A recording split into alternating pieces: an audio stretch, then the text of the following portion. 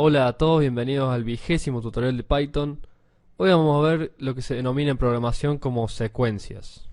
En los primeros tutoriales estuvimos viendo que existen dos tipos de datos en Python, que son los enteros y los flotantes. Estos datos son datos de tipo escalares, ya que son un elemento único que es indivisible. Entonces lo que vamos a ver hoy son las secuencias o tipo datos secuenciales, la cual es una sucesión de elementos, como por ejemplo el tipo de dato cadena que vimos en el tutorial 5, que en realidad es una sucesión de caracteres. Entonces decimos que las cadenas son tipos de datos secuenciales. Entonces, hoy vamos a hablar particularmente de las cadenas. Lo primero que vamos a ver dentro de las cadenas son los escapes. Los escapes son caracteres que le mandan un mensaje a Python para que realice una tarea en particular. Por ejemplo, si nosotros tenemos un print y un mensaje que dice esta es la primera línea y luego ponemos la barra invertida seguida de la letra N, esto le va a mandar el mensaje a Python de que empiece una línea nueva. Entonces podemos escribir esta es la segunda línea. Entonces lo que va a suceder acá es el siguiente: Python va a imprimir esta es la primera línea y cuando llegue el barra N lo que va a hacer es simular un enter. Entonces va a pasar a la segunda línea y se va a imprimir esta es la segunda línea. Vamos a probar esto y como pueden ver dice esta es la primera línea, luego acá está implícito el barra N y se imprime esta es la segunda línea. También tenemos otros escapes como pueden ser el barra T, que lo que hace es dejar una tabulación, está simulando la tecla Tab y deja una especie de sangría cuando se llega a ese carácter. Luego también tenemos la posibilidad de escribir la barra invertida, y para que Python no confunda la barra de escapes con la barra que queremos imprimir, entonces al poner dos barras vemos que se imprimió la barra invertida en pantalla. También si queremos imprimir una comilla, para no confundirla con el cierre de la cadena, ponemos barra, comilla y vemos que se imprime la comilla. Lo mismo sucede con la doble comilla, obviamente. Y también la barra invertida nos sirve para poder escribir una línea larga que queremos que siga en la próxima línea de código. La barra invertida le va a decir a Python de que esta línea continúa en la siguiente. Bueno, ahora pasamos a un par de funciones dentro de las cadenas. La primera función que vamos a ver es la función len, la cual viene de la palabra length o longitud en inglés, que nos va a devolver la longitud de una cadena.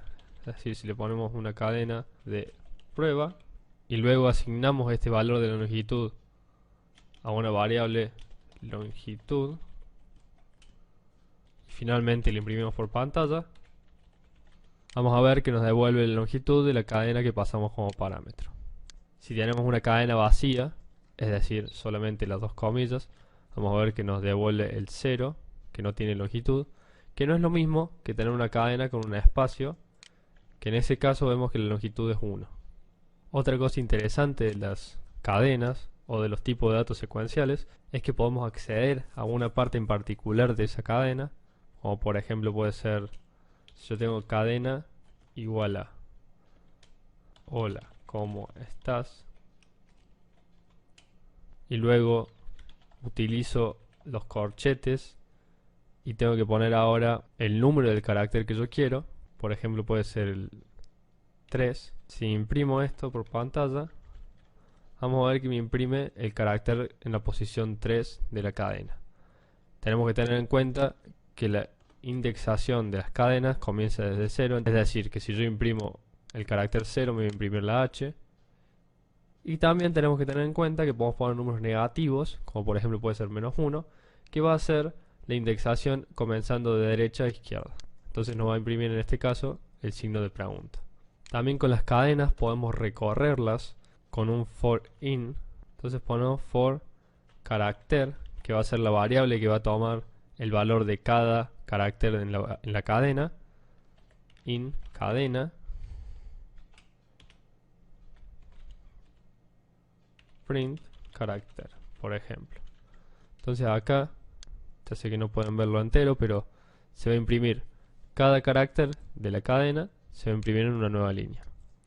Entonces lo que hace el for es, para cada carácter en la cadena, imprime el carácter. Otra forma de recorrer una cadena puede ser de la siguiente manera. For i in range len cadena, es decir, el len nos va a devolver la longitud de la cadena y el range nos va a devolver una secuencia de números que empieza desde el 0 y va hasta el número anterior al total de la longitud. Y vamos a imprimir cadena i. Entonces lo que va a suceder acá es lo siguiente. La variable i va a ir tomando los valores numéricos del 0 al total de la cadena y se va a imprimir el carácter de dicho valor numérico de la cadena. Entonces, como pueden ver, el resultado es el mismo del programa y es otra forma de recorrer una cadena o de un tipo de datos secuencial. También para las cadenas tenemos el operador de corte.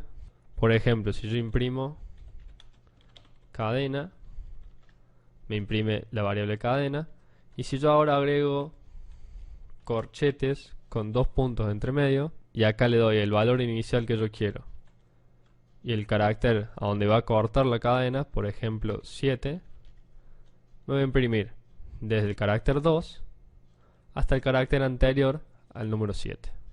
Otra función útil que tenemos con las cadenas es el método find, el cual sirve para encontrar una letra, un carácter o un pedazo de cadena dentro de otra cadena. Entonces lo que vamos a hacer es poner el nombre de la variable .find.